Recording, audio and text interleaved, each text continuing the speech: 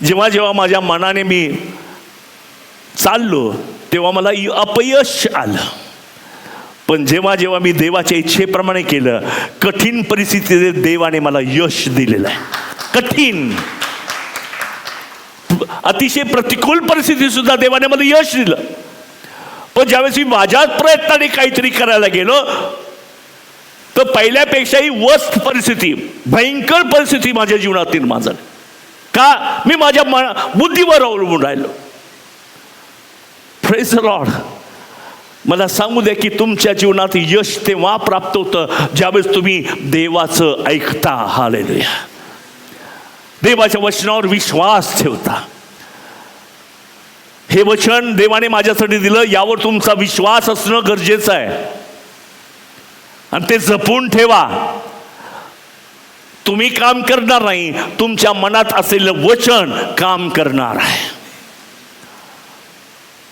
देवावर विश्वास ठेवा. देवाच्या जवळ जाणं म्हणजे प्रार्थनामय जीवन जगणं, देवावर भरोसा ठेवणं, देव सांगेल त्याप्रमाणे करणं म्हणजे देवाच्या जवळ असणं.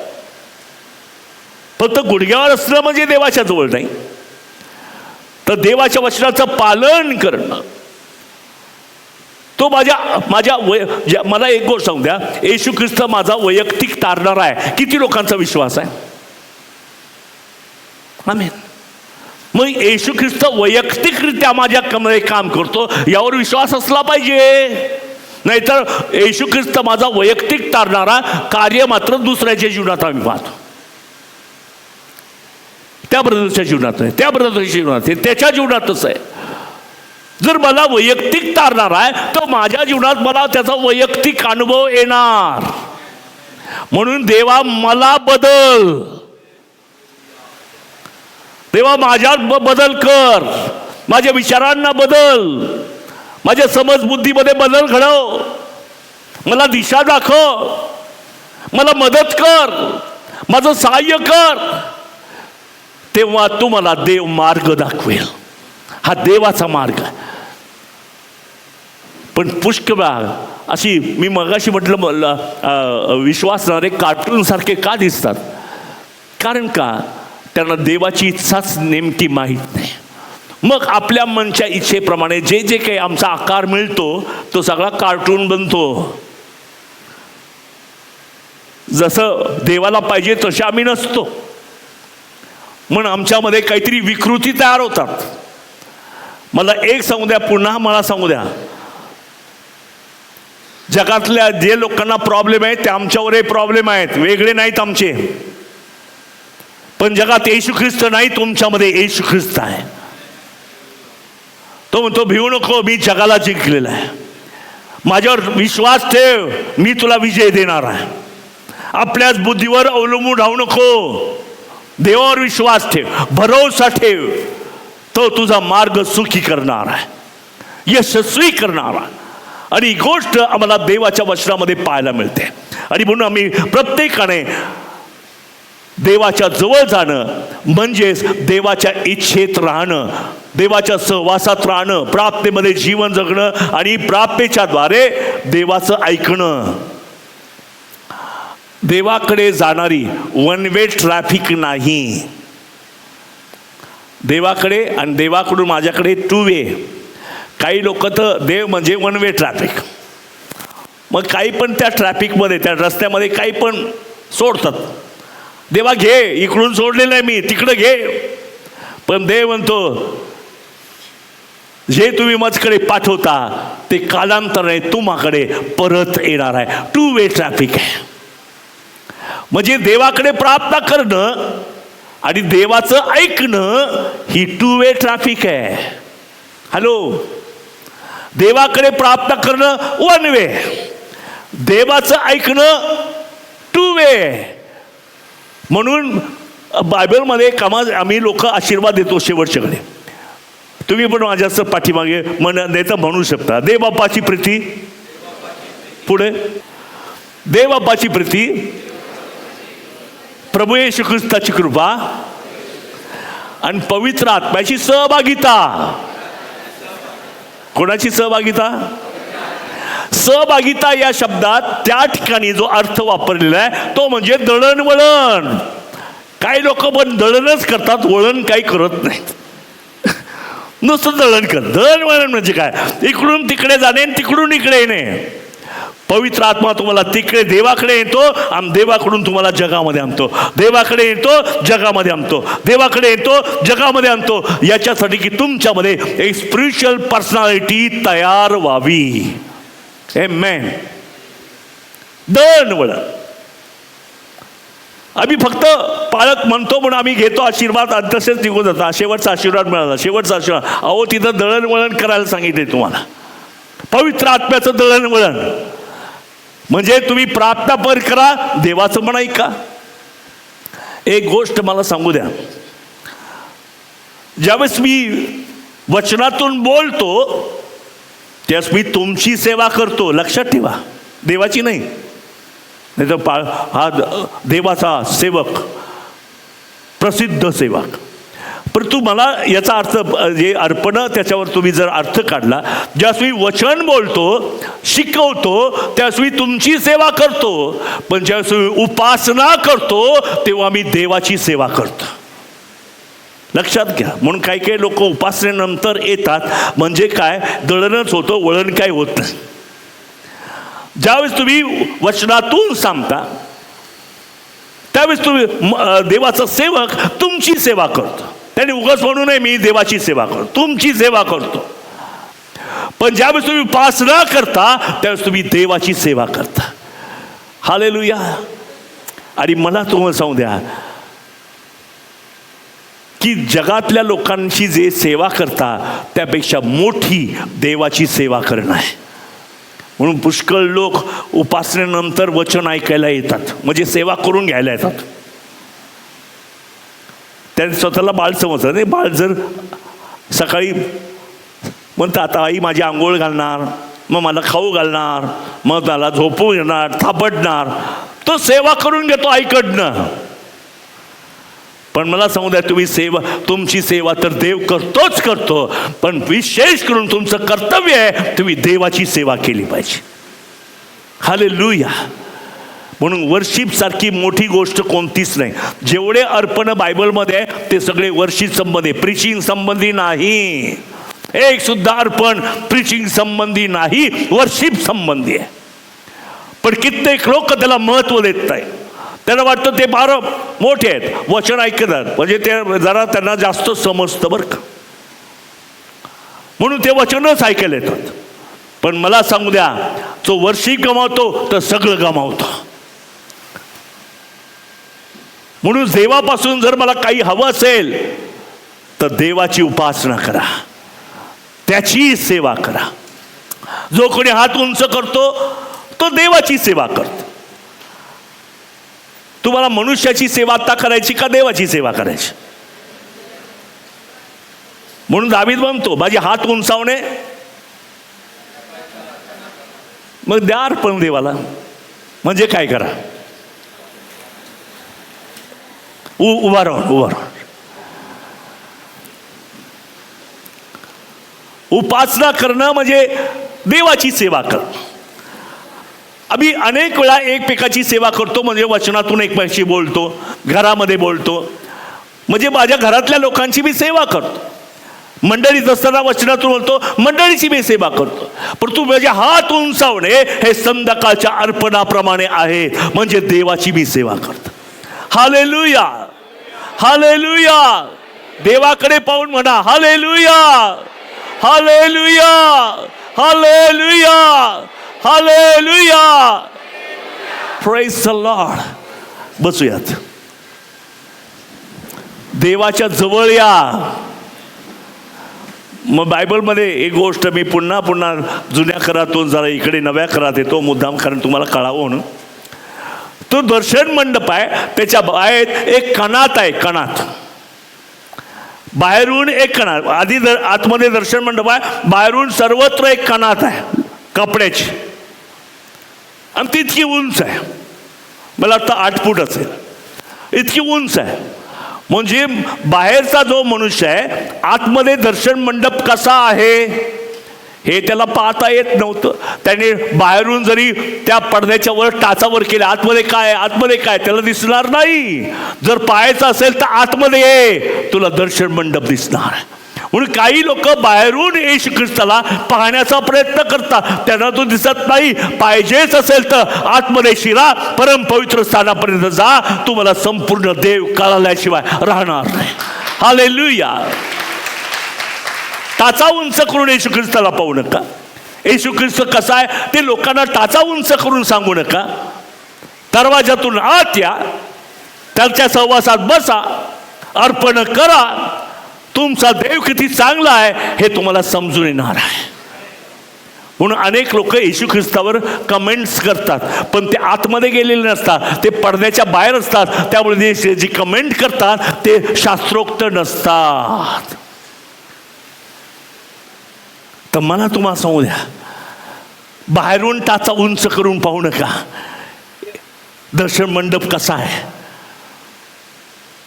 तर स्वतः दरवाजातून आतमध्ये जा, फाटकातून आतमध्ये शिरा, अर्पणाच्या जागे जा, येशू ख्रिस्तावर विश्वास ठेवा. तो पवित्र स्थानात आणि अधून परम पवित्र स्थानात, अतिशय देवाच्या जवळ, अंगण देवाच्या जवळ, अतिशय देवाच्या जवळ. हालेलुया. इतक्या दिवस लोक देवाच्या जवळ जात होते, पण येशू ख्रिस्तामुळे मी अतिशय देवाच्या जवळ आता जाऊ शकतो. हे मॅन. हालेलुया. म्हणून आज तुम्ही कुठे आहात? त्या परम पवित्र स्थानात आहात. फक्त पवित्र स्थानात उभा राहून तो कोश कसा असेल, किती उंच असेल, कसा दिसत असेल, चमकत असेल का, अहो या तुमच्या पवित्र स्थानात उभा राहून केलेल्या कल्पना आहेत. पण येशू ख्रिस्ताचा स्वीकार कर, त्याचा बोट धर, तो तुला परम पवित्र स्थानात घेऊन दाखवेल. आणि तुला दाखवेल की हा कोश आहे आणि परम पवित्र स्थान आहे. इथं अशा प्रकारचे करूब आहे, अशा प्रकारचे मांडा इथं ठेवलेला आहे. सगळं तुम्हाला कळेल. का? तुम्ही परम पवित्र स्थानात राहून कल्पना करत नाही देवाविषयी, तर प्रत्यक्षात परम पवित्र स्थानात प्रवेश करता आणि देवाला प्रत्यक्ष पाहता. हे मॅन, ही गोष्ट आहे बायबलवर. लोकांनी ज्या कथा रचल्या त्या वेगळ्या आहेत. सेवेविषयीच्या कथा आहेत, स्वतःविषयीच्या कथा आहेत, धार्मिकतेच्या विषयी कथा आहेत. अहो देव काय म्हणतोय, देवाचं मत नेमकं काय आहे हे त्यांना कळत नाही. कारण त्या देवाच्या अति जवळ राहण्याचा अनुभव ते घेत नाहीत. जितका जास्त तुम्ही देवाच्या जवळ जाल तितका तो अधिक प्रखर दिसणार, त्याचा प्रकाश फुलणार, त्याचं रिअल खरं स्वरूप आम्हाला दिसणार, त्याचे अनुभव आम्ही घेणार आहोत. का? मी देवाच्या अतिशय जवळ झालेला मनुष्य. म्हणून तो म्हणतो, विशेष म्हणतो, तुम्ही त्या कराचा मध्यचे येशू आणि शिंपडण्याचे रक्त याच्याजवळ आलेला आहात. का म्हटलं बरं? हॅलो, का म्हटलं? कारण आत्तापर्यंत कराच्या मध्यस्थ येशू आणि शिंपडण्याचे रक्त इथं लोक आले नव्हते. म्हणजे काय कुठं जात होते ते? पवित्र स्थानात जात होते, अंगणातून पवित्र स्थानात. पण शिंपडण्याचं रक्त नाही, कराचा येशू नाहीये, त्यामुळे तिथेच त्यांना शेवटचं वाटत होतं, इथेच बरं आहे. पण पवित्र स्थानात आम्ही बरे आहेत. इथं मेज आहे, तिथं त्या ठिकाणी दीपवृक्ष आहे आणि प्रार्थनेत सुद्धा देवाने प्रार्थनेला वेदी पण दिली, तिथंच बरं वाटतंय. पण तो आता मात्र परिस्थिती बदललेली आहे. आता कराचा मध्यस्थ येशू आणि शिंपडण्याचे रक्त इथं आल्यामुळे आता तुम्ही परम पवित्र स्थानात नाही, तुम्ही परम पवित्र स्थानामध्ये धैर्याने प्रवेश करता. हालेलुया. ज्याला कान आहे तो ऐको. हे गॉस्पल आहे, या धार्मिक कथा नाहीत, हे सत्य आहे. आणि म्हणून माझं कर्तव्य आहे, मला देवाच्या अतिशय जवळ असा वेळ घालवायचा आहे. एकदा फार भयंकर स्थिती झाली होती. कराचा कोश आता येशू ख्रिस्ताच्या आधीची गोष्ट, कराचा कोश आणून परीक्षाने आपल्याकडे ठेवला. मग तिथले काही लोक होते, हे काय आहे, ही कसली पेटी आहे, हिच्यात काय काय ठेवलंय, एखादा सोन्याचा दागिना तर नसेल आतमध्ये, बायका म्हणत असतील, या बॉक्समध्ये काय ठेवलंय, काय ठेवलंय, काय ठेवलंय. म्हणून काही लोकांनी न राहता असा डोकावून पाहिलं काय आहे ते पाहिल्याबरोबर देवाने त्यांच्यावर तडाखा आला, देवाचा तडाखा आला. ते जागच्या जागी गतप्राण झाले. कराचा कोश पाहण्यासाठी नाही, तो कोशातल्या देवाचा अनुभव घेण्यासाठी आहे, पाहण्यासाठी नाहीये. तो कसा आहे तो पाहू नका, त्या कराच्या कोशाला आपल्या अंतःकरणात घ्या. देवाची शांती तुमच्या जीवनामध्ये राहणार आहे. आमेन.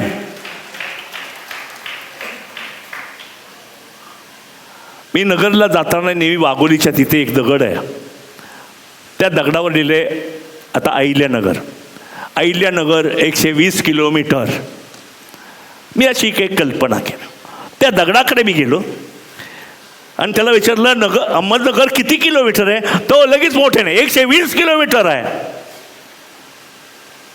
पण दुसरा प्रश्न मी त्याला विचारला, काय तू कधी अहमदनगरला अहिल्यानगरला गेला का. नाही गेलो नाही. म्हणजे सगळ्यांना नगरविषयीचं डायरेक्शन दाखवतो, पण नगरला पोहोचला नाही. म्हणून अनेक लोक देवाविषयीचं डायरेक्शन बरोबर देतात, पण स्वतः त्याचा अनुभव घेतलेला नाही. म्हणून परमेश्वर किती चांगला आहे याचा अनुभव घेऊन पहा. हालेलुया. फक्त लोकांना सांगू नका, तुम्ही पण आतमध्ये प्रवेश करा, देवाच्या अतिशय जवळ जा. तो तुम्हाला पुष्कळ गोष्टी प्रगट करील जे तुम्हाला माहित नाहीत. त्या देवाच्या सामर्थ्याच्या गोष्टी तुम्हाला कळेल. जर तुम्हाला त्या देवाच्या जवळ जाऊन देवाचं सामर्थ्य कळालं आणि तुम्ही बाहेर आला आणि एक भूतग्रस्त मुलगा त्या ठिकाणी ग्रस्त झालेला आहे, त्याला पाहिल्याबरोबर तुम्ही म्हणाल, हे शिष्याला सांगतो, तुझ्यातला दुरात्मा निघून जावा. तुम्ही देवाच्या जवळ वेळ घातल्यामुळे परिणाम इथे पाहायला मिळणार आहे. आणि तो दुरात्मा त्या व्यक्तीमध्ये निघून जाणार आहे. म्हणून लोक देवाच्या जवळ जात नाही, पण दुरात्म्याला घालवायला एक पटाईत येत. देवाच्या जवळ वेळ घालवत नाही, त्याच्या सहवासात, त्याच्या सानिध्यात वेळ न घालवता उगाच गिफ्ट ऑफ द होली स्पिरिटचा वापर करतात. आणि सैतान पण त्याची फसवणूक करतो. कधी कधी सैतान तर म्हणतो, तू देवाचा मोठा सेवक आहे, मला माहित आहे. आता सैतान लबाड आहे की नाही, तो लबाडांचा बाप. मग तो मला म्हणतो, सैतान मला म्हणतो, तू देवाचा मोठा सेवक आहे. मी कितपत विश्वास ठेवायला पाहिजे, कारण समोरचा माणूस लबाड आहे. पण काही लोक मोठ्या आनंदाने सांगतात, त्या भूतग्रस्त व्यक्तीने सुद्धा माझी साक्ष सांगितली, मी देवाचा पॉवरफुल सेवक आहे.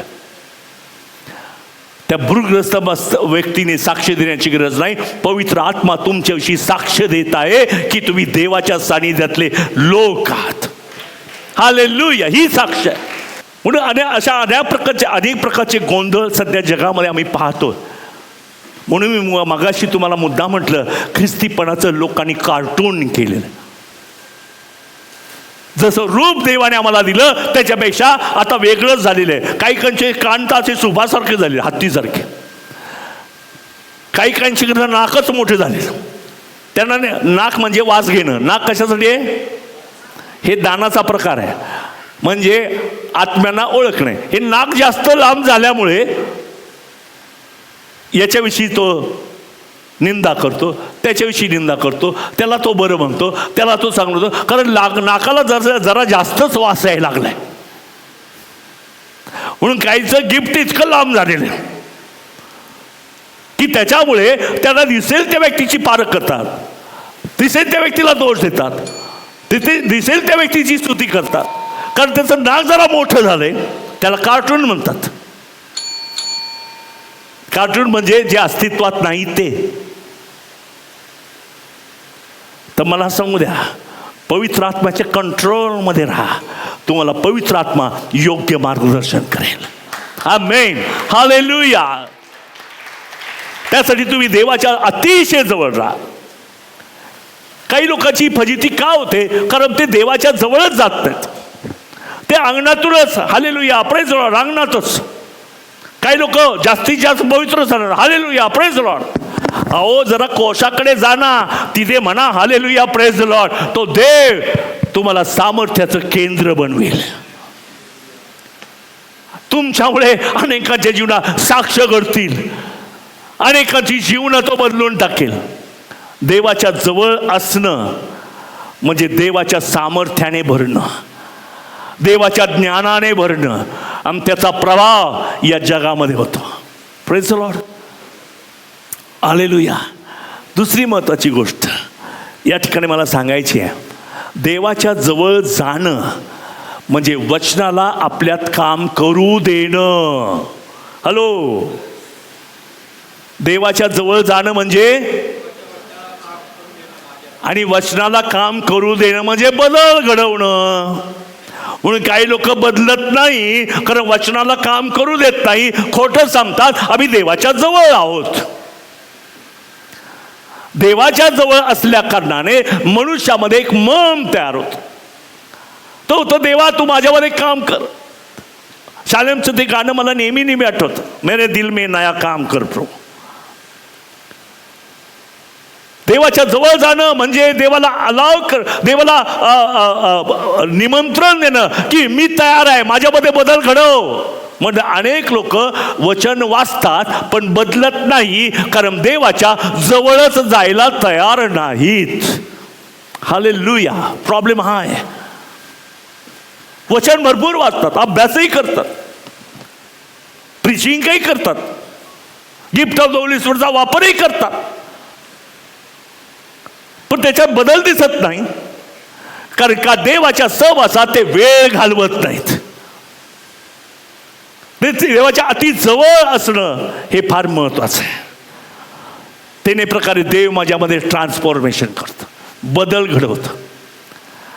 देव बदल घडवतो, पण कुंभाराच्या जशी माती असते तसं मी देवाच्या हातामध्ये पडावं आणि म्हणावं, देवा मी आहे, माझ्यात बदल घडव. हालेलुया. म्हणून बायबल वाचत असताना अनेक लोक स्वतःला बदल करायचा विचारच करत नाहीत, पण बायबल वाचतात. काही लोकांनी 10 वेळा बायबल वाचलंय, पण बदल घडलेला नाहीये.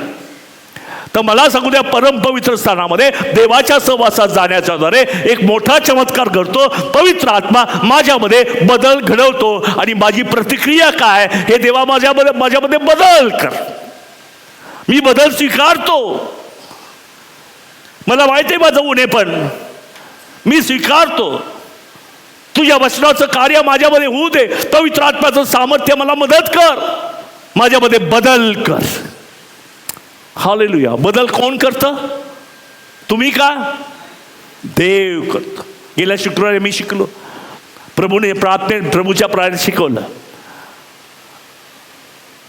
काय ती वचन, सर्व वाईटापासून मला सोडव आणि मला परीक्षेत आणू नको.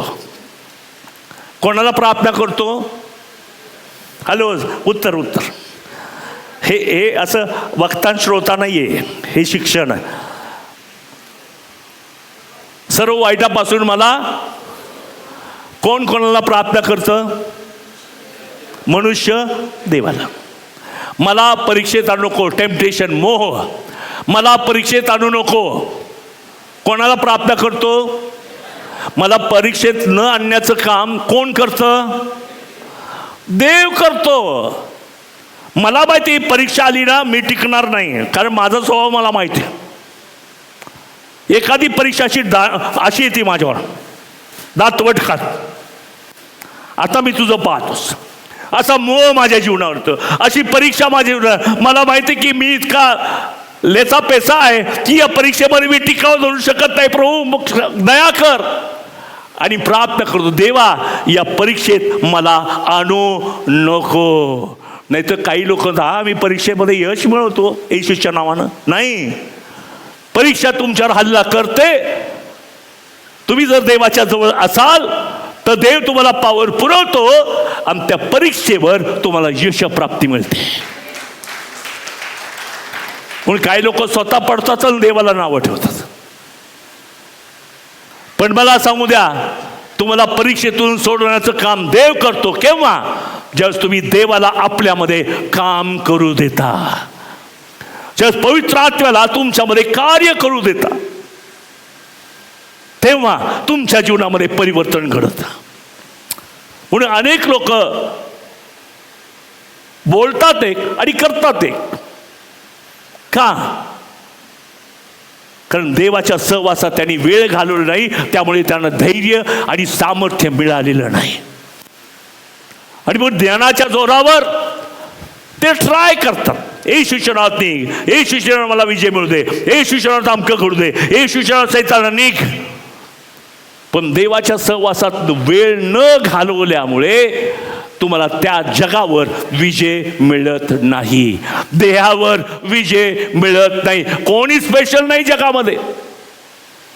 तुम्ही म्हणाल की परीक्षा तर सर्वांवर येतात, माझ्यावर येतात, तुमच्यावर येतात, मोठमोठ्या सेवकावर येतात.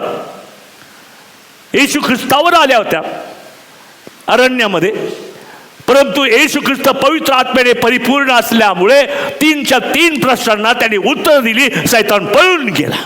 का? तो देवाच्या पित्याच्या जवळ असलेला व्यक्ती आहे, पित्याच्या जवळ राहणारा व्यक्ती आहे. त्यामुळे तो आत्म्याने परिपूर्ण होता, ज्ञानाने परिपूर्ण होता, सामर्थ्य त्याच्यामध्ये होतं. त्यामुळे येऊ दे कोणता परीक्षा, सैतान माझी परीक्षा घेतो. त्या 40 दिवसाच्या उपासामध्ये 3दा त्याला काय म्हणतात, त्याला कुस्तीमध्ये रपेट, धोबी पछाड केलं. काही लोक असं लात मारून नाही, असं कुस्तीमध्ये मी लहानपणी पाहायचो, लात मारायचा आणि खाली पाडायचं. काही लोक वर बसतात पाठीवर, तरी पण यश मिळेल की नाही शंका आहे बरं का. परंतु येशू ख्रिस्ताला घेतलं, तुम्ही असे पैलवान आहात, जगातला कोणताही पैलवान तुमच्यापुढे टिकावंच धरणार. याला स्पिरिच्युअल जीवन म्हणतात. म्हणून प्रार्थनामय जीवन वेगळं, स्पिरिच्युअल जीवन वेगळं. एखादा व्यक्ती फार प्रार्थनाशील आहे याचा तो स्पिरिच्युअल आहे असं नाही. स्पिरिच्युअल तो जो आपला वेळ देवाच्या सहवासात घालवतो, जो आपल्यामध्ये बदल करू इच्छितो, देतो. देवाच्या बदलाला तो येस आमेन असं म्हणतो. एखादा हात किती लाडका असला पण देवाची इच्छा जर माझ्या जीवनात त्याच्यामुळे होत नसेल, तो हात तोडलेला बरा, पण देवाची इच्छा तो पूर्ण करतो. असतात ना काही लोक हातासारखे, he is my right hand असे आपण नेहमी म्हणतो. तर काही लोक माझ्या हातासारखे असतात, पण या हातामुळे जर मी देवाच्या सहवासात जाऊ शकत नाही, तो हात तुटलेला बरा. हालेलुया. देवाच्या जवळ वेळ घालवा, तो तुम्हाला वाईटापासून सोडवेल. तो तुम्हाला कधी परीक्षेत आणू देणार नाही. तो तुमच्यावर राज्य करील, तुमची भाकर रोज तुम्हाला देईल. देवाच्या जवळ राहा, तुम्हाला काही ऊन पडणार नाही. तुम्ही म्हणाल परमेश्वर माझा मेंढपाळ आहे, मला काही ऊने नाही. कारण तुम्ही देवाच्या जवळ राहतात. बसता, उठता, चालता, बोलता, प्रवासात तुम्ही देवाच्या जवळ राहा, तो तुम्हाला विजयी करेल. काही लोक चर्चमध्येच फक्त देवाच्या जवळ येतात आणि चर्चच्या बाहेर गेलं की ते देवापासून दूर जातात. पण मला सांगू द्या, जसे इथं तुम्ही देवाच्या जवळ आहात तशी तुमच्या घरामध्ये तुम्ही देवाच्या जवळ असा, तुमच्या कामावर तुम्ही देवाच्या जवळ असा, तुमच्या नातेवाईकामध्ये असताना देवाच्या जवळ असा. कारण तुम्ही देवाच्या जवळ आहात याचा परिणाम झाल्याशिवाय राहणार नाही. हालेलुया. काही लोक नुसते हे देवा आमचे प्रॉब्लेम सोडो, हे आमचे प्रॉब्लेम सोडो, हे आमचे प्रॉब्लेम सोडो, असा प्रॉब्लेम आहे, तसा प्रॉब्लेम आहे, घरामध्ये प्रॉब्लेम आहे, लग्नात प्रॉब्लेम आहे, प्रॉब्लेम सोडो. देव म्हणतो जरा त्याच्या जवळ जा. परमपवित्र स्थान, तुमचे प्रॉब्लेम आपोआप सुटतील. लोकांना फक्त प्रॉब्लेम सुटणारी प्रार्थना ते करतात, पण देवाच्या सहवासात राहण्याची प्रार्थना आज मला देवाजवळ करायची, त्याची इच्छा माझ्या जीवनात पूर्ण हो. त्याची इच्छेप्रमाणे मी असावं, ही देवाची इच्छा आहे. आणि म्हणून या ठिकाणी मी पाहतो की देव त्याच्या पवित्र आत्म्याच्या द्वारे माझ्यामध्ये बदल घडवत आहे. बदल तुम्ही करत नाही, पवित्र आत्मा तुमच्यात बदल करताय. फक्त तुम्ही म्हणता, प्रभू माझी मदत कर, प्रभू तुझं सामर्थ्य माझ्यापर्यंत प्रगट कर, हे देवा मला बदल, आणि देव तुम्हाला बदलून टाकेल. तुम्ही स्वतःला बदलू नका, नाही तर करायला गेलो टिंब टिंब, झाला टिंब टिंब, असं होईल. आता इंग्लिश मिडियमचे जास्त आहे, त्यांना टिंब टिंब कळलं नसेल, पण घरी गेल्यानंतर तुम्ही त्यांना समजावून सांगा.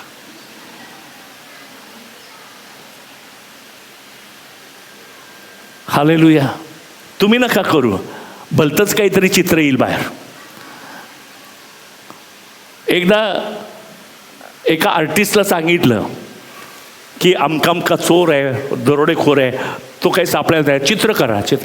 त्याने चित्र काढलं, समोरच्या माणसाचं चित्र काढलं.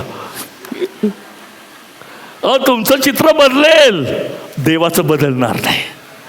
देव कधीच चूक करणार नाही.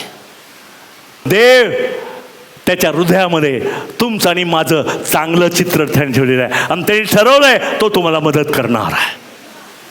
त्यांनी ठरवलंय तो तुमच्यात बदल करणार आहे. त्यांनी ठरवलंय तुमच्या गरजा तो पूर्ण करणार आहे. त्यांनी ठरवलंय तुम्हाला आरोग्य देणारा देव आहे. हालेलुया. ठरवलंय त्याने. फक्त देवाच्या जवळ जा आणि घ्या. हे मॅन, देव आप तुम्हा सर्वांचं सहाय्य करा.